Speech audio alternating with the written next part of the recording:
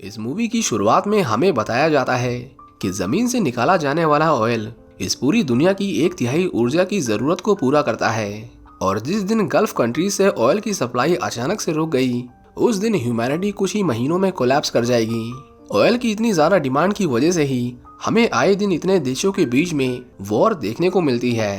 पहले देश पेट्रोलियम के लिए एक दूसरे से सीधे तौर पर आपस में लड़ाई करते थे, लेकिन आज उनके तौर तरीके बदल चुके हैं। आज के समय में ऑयल बेचकर मिलने वाले पैसों का इस्तेमाल टेररिस्ट ऑर्गेनाइजेशन को फंड करने के लिए और उनके खतरनाक मिशंस को अंजाम देने के लिए किया जाता है, जो इंसानियत और विश्व सरकारों के लिए सबसे बड़ी चुनौती है। हमें बताया जाता है कि यूनाइटेड स्टेट्स हर साल 81 बिलियन डॉलर खर्च करता है ताकि वो पूरी दुनिया में ऑयल की सप्लाई को कंट्रोल कर सके। अमेरिका हमेशा सिर्फ एक आदमी के सिद्धांत पर काम करता है और उस आदमी का मानना था कि पेट्रोलियम एक जंगली जानवर की तरह है, जो कोई भी उसे पहले पकड़कर उस पर काबू करेगा वही उसका मालिक कहलाएगा। इस कहानी की शुरुआत होती है सीरिया से। हम यहाँ पर US marine captain Brad Paxton को देखते हैं। पैक्सटन को ऊपर से ऑर्डर आए थे कि उन्हें रिहायशी इलाकों में मेडिकल सप्लाई लेकर जाना है, क्योंकि वहाँ पर आईएसआईएस के हमले से पीड़ित लोग थे और उन्हें मदद की जरूरत थी।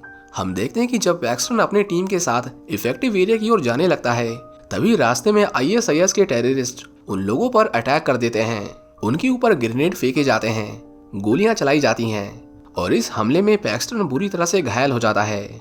इसके बाद अचानक से पैक्सटन की नींद टूट जाती है और हम देखते हैं कि वो न्यूयॉर्क में फिलहाल अपनी फैमिली के साथ था। लेकिन जिस दिन आईएसआईएस के टेररिस्ट ने उन पर हमला किया था, उसका खौफ आज भी उसे डराता था और उसे रातों को नींद नहीं आती थी, क्योंकि उस दिन उसने अपने कई साथियों को अपनी आंखों के सामने मरते हुए देखा था।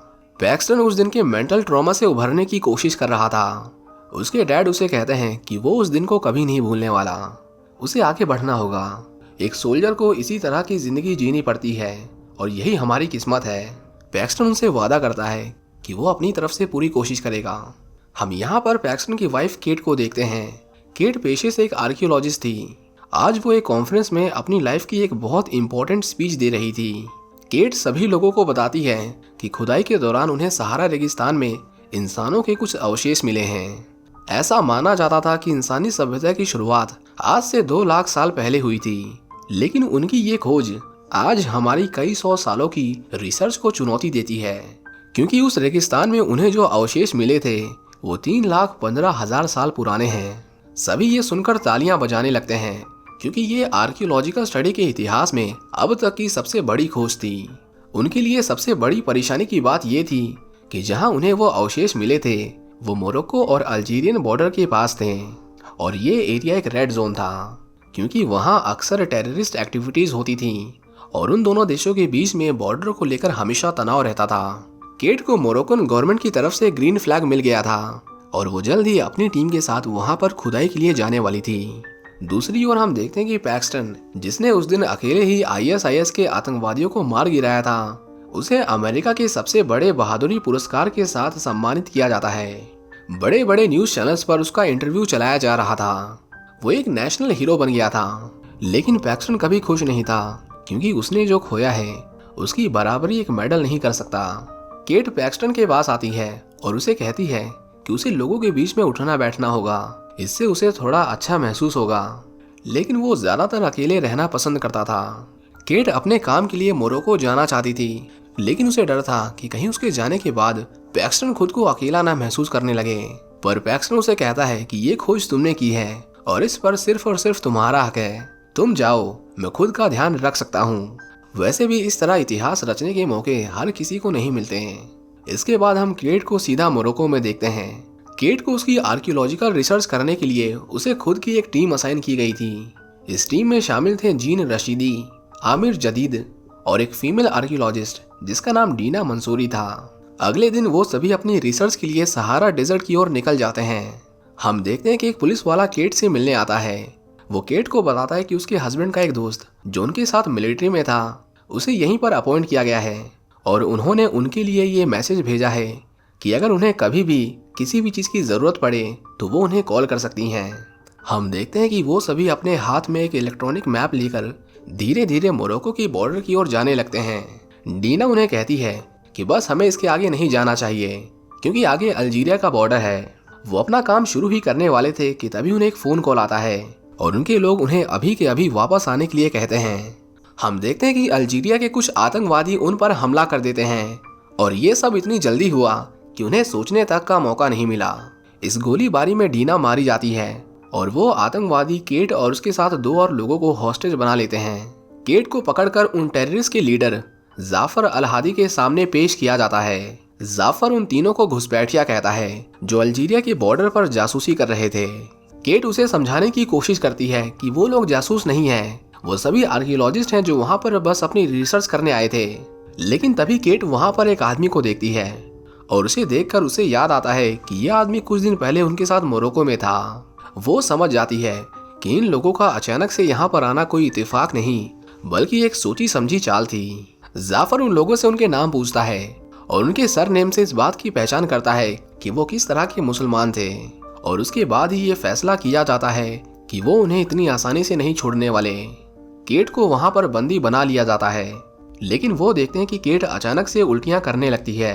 वो उससे पूछते हैं कि कहीं वो प्रेग्नेंट तो नहीं, पर केट उसे कहती है कि नहीं, वो प्रेग्नेंट नहीं है।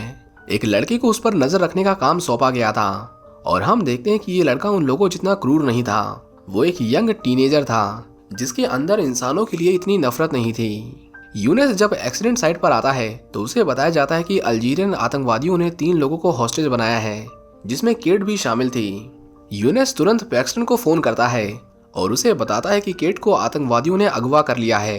पैक्सटन को विश्वास नहीं होता क्योंकि अभी उसे मोरक्को पहुंचे 24 घंटे भी नहीं हुए थे और अचानक से इतना सब कुछ कैसे हो गया। पैक्सटन तुरंत अगले दिन की फ्लाइट से मोरक्को जाता है ताकि वो उन टेररिस्ट से नेगोशिएट कर सके। दूसरी ओर हम यूएस के एम्बेसडर को देखते हैं। वो अल्जीरियन टेररिस्ट के इस बेवकूफ़ी भरे कदम से बहुत खुश था क्योंकि अब कुछ ही दिनों में यूनाइटेड नेशंस में वोट होने वाले थे और मोरक्को पर हुए इस हमले की वजह से सभी देशों का झुकाव मोरक्को की ओर हो गया था और अब इसके चांसेस बहुत ज़्यादा बढ़ गए थे कि वो सभी मोरक्को देश के लिए वोट करें, ना कि किसी ऐसे देश के लिए जहां पर टेररिस्ट खुलेआम लोगों को अगवा करते हैं। मोरक्को को इंटरनेशनल सपोर्ट मिलने की वजह से ब्रिटिश और अमेरिका की जो बड़ी बड़ी ऑयल कंपनीज थी उनके लिए अब मोरक्को में ऑयल की ड्रिलिंग करना और आसान हो गया था। वो इससे बहुत पैसे कमाने वाले थे और वो नहीं चाहते थे कि ये मामला किसी भी हालत में इतनी जल्दी ठंडा पड़े, इसलिए वो उन हॉस्टेज को छुड़ाने के लिए बिल्कुल भी कोई सख्त कदम नहीं उठा रहे थे। यूएस एम्बेसडर से एक आदमी मिलने आता है। इस आदमी का नाम टॉम फिट्जगेराल्ड था और ये आदमी इस कहानी का एक बहुत ही इम्पोर्टेंट किरदार है क्योंकि ये आदमी सीक्रेटली एक लॉबिस्ट था। सिंपल भाषा में कहे तो यूएस का एक एजेंट। तो वो यूएस का एजेंट था लेकिन वो यूएस के नहीं बल्कि बड़ी बड़ी ऑयल कंपनीज के इशारों पर चलता था। टॉम और यूएस एम्बेसडर को जब पता चलता है कि उन टेररिस्ट से नेगोशिएट करने के लिए उनमें से एक हॉस्टेज के हस्बैंड को अपॉइंट किया गया है तो वो दोनों मिलकर पैक्सटन को किसी भी तरह इस मैटर से बाहर निकालना चाहते थे क्योंकि वो इस मिशन को निजी तौर पर करने वाला था, जिससे इसकी बहुत ज़्यादा संभावना थी कि वो उन आतंकवादियों से बहुत जल्दी समझौता कर ले और ये मामला यूनाइटेड नेशन की वोटिंग से पहले ठंडा पड़ जाए, और ऐसा वो बिल्कुल नहीं चाहते थे। टॉम उन्हें कहता है कि ये रूल बुक के खिलाफ है। यूएस गवर्नमेंट किसी भी हॉस्टेज के रिश्तेदार को इस मिशन का हिस्सा नहीं बना सकती, लेकिन हम देखते हैं कि वो सभी प्रेसिडेंट की स्पेशल परमिशन के तहत इस मिशन पर आए थे और उन्हें अब कोई नहीं रोक सकता था। केट अब एक इंटरनेशनल न्यूज बन चुकी थी, लेकिन केट के घर में टीवी हमेशा बंद रहता था ताकि उसकी बेटी केट के बारे में जानकर पैनिक ना करने लगे। हम देखते हैं कि अमेरिका हर बार की तरह इस बार भी उन टेररिस्ट से नेगोशिएशन करने से मना कर देता है क्योंकि उनका मानना था कि उनका ये कदम आतंकवाद को और बढ़ावा देगा। पैक्सटन बहुत गुस्सा था क्योंकि अमेरिकी सरकार टेररिस्ट को चुनौती देकर उनके सब्र का इम्तिहान ले रही थी और उसकी कीमत उन हॉस्टेजेस को चुकानी पड़ेगी जिनके सिर पर उन्होंने बंदूकें तान रखी हैं। हम देखते हैं कि जाफर अपने जासूस अब्दुल्ला पर बहुत गुस्सा था क्योंकि जिस लड़की को उसने मारा था वो उनके लिए बहुत अच्छा चारा बन सकती थी। अब्दुल्ला उससे माफी मांगता है लेकिन जाफर उसे उसकी इस बेवकूफ़ी के लिए गोली मार देता है। इसके बाद वो सभी बैठकर फैसला करते हैं कि अब उन हॉस्टेजेस का क्या किया जाए। उन्हें नए हथियार खरीदने के लिए और आईएसआईएस का ध्यान अपनी ओर खींचने के लिए बहुत सारे पैसों की जरूरत थी, इसीलिए वो सभी वोट करते हैं और फैसला करते हैं कि वो फ्रेंच गवर्नमेंट से $10 मिलियन की फिरौती मांगेंगे और अगर उन लोगों ने शनिवार की शाम तक हमारी प्रेयर से पहले पैसे उनके अकाउंट में ट्रांसफर नहीं किए तो वो उस लड़की को मार देंगे। हम देखते हैं कि उन टेररिस्ट ने आमिर जदीद को छोड़ दिया था क्योंकि वो उनकी कास्ट का मुसलमान था और जो दूसरे वाला हॉस्टेज था वो उसे बहुत टॉर्चर करते हैं। आमिर को जब उसके देश मोरक्को वापस लाया जाता है तो यूनस उससे पूछताछ करता है और यहाँ उन्हें पहली बार पता चलता है कि वो दोनों हॉस्टेजेस अभी तक जिंदा थे। पैक्सटन चैन की सांस लेता है क्योंकि अब वो उन्हें रेस्क्यू करने के बारे में खुले दिमाग से सोच सकता था। आमिर को उन लोगों की एग्जैक्ट लोकेशन नहीं पता थी, लेकिन वो उन्हें बताता है कि उन लोगों ने पकड़े जाने के बाद कम से कम 10 घंटों तक ट्रैवल किया और वो रास्ते में सिर्फ एक बार रुके थे। दूसरी ओर अल्जीरिया में कुछ लोग केट को जबरदस्ती पकड़कर अपने साथ ले जाते हैं। वो केट के कपड़े उतार रहे थे। केट को लगा कि वो उसका रेप करने वाले हैं, लेकिन हम देखते हैं कि उन्हें बस केट के ऊपर प्रेगनेंसी किट को टेस्ट करना था ताकि वो ये पता लगा सकें कि केट प्रेग्नेंट है कि नहीं। केट जाफर से कहती है कि उन्हें जबरदस्ती करने की जरूरत नहीं थी, अगर वो उसे कह देता तो वो टेस्ट करवा लेती। जाफर उसे कहता है कि उसे उस पर भरोसा नहीं है क्योंकि तुमने हमें झूठ बोला था कि तुम प्रेग्नेंट नहीं हो, जबकि तुम्हारी रिपोर्ट तो पॉजिटिव आई है। वो कहता है कि उसके पास शनिवार तक का समय है, इसलिए वो अपनी गवर्नमेंट से रिक्वेस्ट करे कि वो शाम तक उन्हें $10 मिलियन दे दे, नहीं तो हमें तुम्हें और तुम्हारे अनबॉर्न चाइल्ड को ना चाहते हुए भी मारना पड़ेगा। केट उसे कहती है कि मासूम लोगों को मारने से पहले तुम्हारे दिमाग में क्या चल रहा होता है, तुम्हें उन लोगों पर दया नहीं आती। जाफर उसे कहता है कि हाँ उसे दया आती है, लेकिन फिर वो अपने लोगों के बारे में सोचता है जिन्हें तुम्हारी सरकार ने मारा था। पैक्सटन उनकी लोकेशन के बारे में अनुमान लगा ही रहा था कि तभी वो टेररिस्ट इंटरनेट पर लाइव आ जाते हैं। उन्होंने केट और उस दूसरे हॉस्टेस के ऊपर अपनी गन रख रखी थी और वो उन दोनों को उनके कहे शब्दों को दोहराने के लिए कहते हैं। उन लोगों ने अब अपनी शर्तें रख दी थी और अब बस उन्हें छुपकर इंतजार करना था। योनस ने थोड़ा बहुत अंदाजा लगा लिया था कि वो टेररिस्ट 10 घंटों तक चलने के बाद ज्यादा से ज्यादा कहां तक जा सकते हैं। उन्हें रिहायशी इलाके से कुछ किलोमीटर दूर एक जगह मिलती है और अगर उनका अंदाजा सही था तो उन हॉस्टेजेस को वहीं पर रखा गया होगा। पैक्सटन समझ गया था कि किडनैपिंग के पीछे जरूर किसी अंदर के आदमी का हाथ है, क्योंकि इस देश में आते ही सिर्फ 24 घंटे के अंदर इतने लोगों की किडनैपिंग ये बस कोई इत्तेफाक नहीं था। वो लोग नासा के सैटेलाइट से उस एरिया का एक मैप निकलवाते हैं और उन्हें वहां पर एक कैंप दिखाई देता है। इस एरिया पर किसी का भी कंट्रोल नहीं था और ना ही मिलिट्री वहां पर कभी गई थी, इसलिए इस मिशन में एक छोटी सी गलती और वो सभी हॉस्टेजेस मारे जाते। हम देखते हैं कि एक हैकर की मदद से पैक्सटन अपनी एक डुप्लीकेट आईडी बनवाता है, क्योंकि अगर उस एरिया में उन्होंने किसी अमेरिकन को अमेरिकन आईडी के साथ देख लिया तो वो उसे उसी वक्त मार देते। हम देखते हैं कि यूनेस की बॉर्डर पर कुछ लोगों के साथ जान पहचान थी। वो दोनों सहारा रेगिस्तान से होते हुए अल्जीरिया देश में घुस जाते हैं। एक चेक पॉइंट पर आने के बाद उन्हें अपने कपड़े बदलने पड़ते हैं और उन्हें अपनी कार को छोड़कर आगे का रास्ता पैदल ही कवर करना था। उस रात वो लोग एक गांव के पास रुकते हैं और पैक्सटन हर समय बस यही सोच रहा था कि वो लोग केट के साथ क्या कर रहे होंगे। अगली सुबह वो एक बार फिर से आगे बढ़ने लगते हैं। यूनेस उन लोगों में घुल मिलकर रहना चाहता था, इसलिए वो सुबह मस्जिद जाते हैं। वो जब प्रेयर करके बाहर आते हैं तो कुछ लोग उन्हें रोक लेते हैं। वो पैक्सटन से पूछते हैं कि तुम यहाँ के नहीं लगते, तुम कहाँ से आए हो। पैक्सटन उन्हें कहता है कि उसका नाम अब्दुल रहीम विलियम है और वो अमेरिका से आया है। वो उन्हें खुद को जाफर अलहदी का भाई बताता है। जाफर का नाम सुनते ही वो लोग उसे एक मौलाना के पास लेकर जाते हैं। मौलाना उन्हें कहता है कि मैंने तो पहले कभी जाफर के भाई के बारे में नहीं सुना, जिस पर पैक्सटन उसे कहता है कि वो अक्सर अपने मकसद के लिए बाहर ही रहता है और अपनी पहचान छुपाने के लिए उसका खुद के लोगों से ही मिलना जुलना बहुत कम होता है। पैक्सटन उसे बताता है कि जाफर ने फ्रांस की सरकार से $10 मिलियन की डिमांड की है और वो नहीं चाहता कि वो उन सारे पैसों को खुद के ऊपर खर्च कर दे। हम चाहते हैं कि उन पैसों का इस्तेमाल उनके लोगों के लिए भी किया जाए। उस मौलाना को पैक्सटन की ये सोच काफी अच्छी लगी। हालांकि पैक्सटन झूठ बोल रहा था। वो मौलाना उन्हें जाफर के कैंप तक जाने के लिए कार देते हैं और अपने कुछ लोगों को उनके साथ भेजते हैं। पैक्सटन उन्हें उनकी मस्जिद की देखभाल के लिए उन्हें कुछ पैसे देता है, लेकिन वो मौलाना उन पैसों को लेने से मना कर देते हैं। वो कहता है कि मैं तुम्हारी मदद इसलिए नहीं कर रहा कि तुम जाफर के भाई हो, बल्कि मैं तुम्हें उसके पास इसलिए भेज रहा हूँ ताकि तुम उसे समझा सको कि सही और गलत में क्या फर्क होता है। वो कहता है कि वो जो कर रहा है वो इस्लाम नहीं है और उसे अल्लाह यानी गॉड के रास्ते पर चलना चाहिए, ना कि आतंकवाद के रास्ते पर। पैक्सटन उससे वादा करता है कि वो उसे जरूर समझाएगा और इतना कहकर वो वहां से चला जाता है। पैक्सटन उन मौलाना के लोगों के पीछे चुपचाप चलता रहता है और देखते ही देखते वो उसे जाफर के कैंप तक ले आते हैं।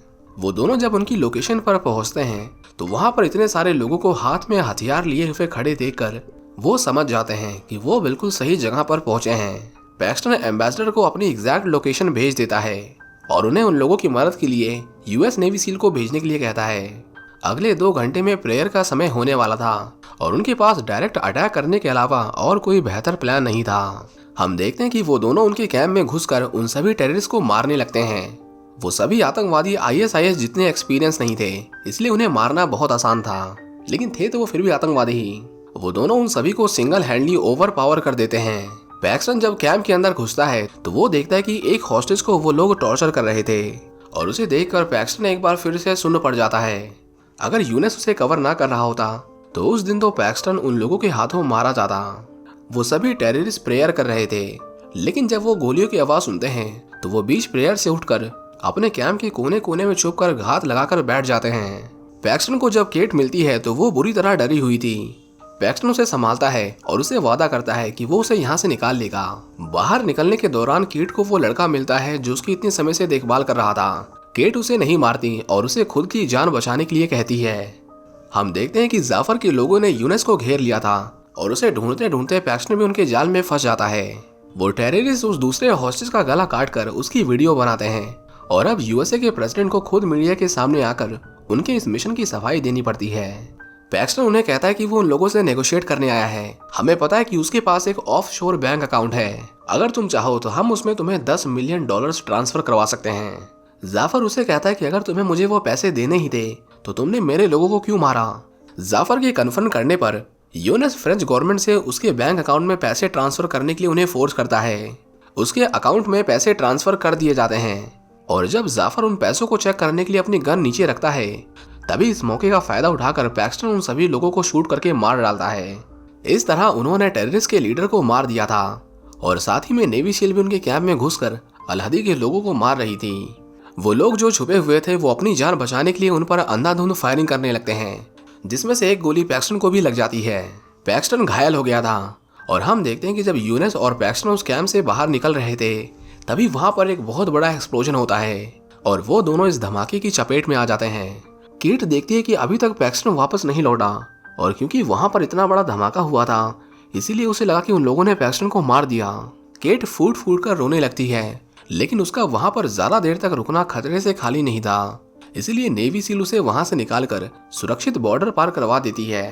केट पैक्सटन के लिए बहुत दुखी थी, लेकिन अगले दिन जब वो बॉर्डर पर खड़े होकर उनके वापस लौटने का इंतजार कर रही थी तभी हम वहां पर एक कार को उनकी ओर आता हुआ देखते हैं। हम देखते हैं कि उस कार में यूनेस और पैक्सटन थे। वो दोनों किसी तरह उस धमाके से बच निकले थे और उनकी जान बच गई थी। केट उसे देखकर रोने लगती है और वो दोनों एक दूसरे को देखकर बहुत खुश थे। दूसरी ओर हम आमिर जदीद को देखते हैं। ये वही आदमी था जिसे टेररिस्ट ने छोड़ दिया था। हमें यहाँ पता चलता है कि आमिर तो टॉम के साथ मिला हुआ था।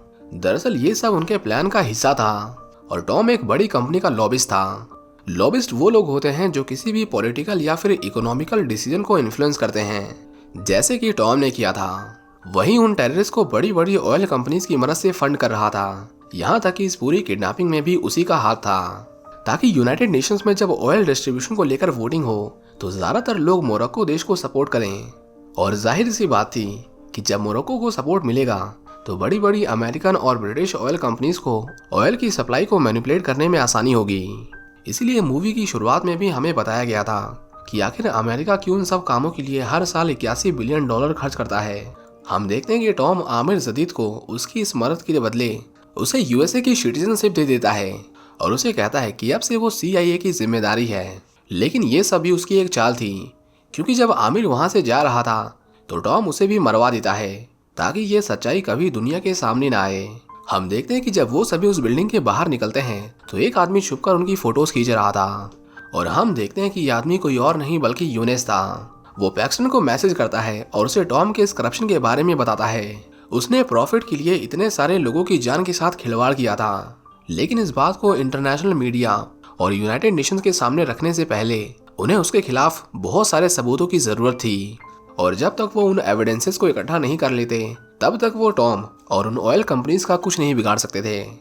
इसी के साथ ये कहानी यहीं पर खत्म हो जाती है। उम्मीद करता हूँ कि आपको ये मूवी पसंद आई होगी। Thank you for watching.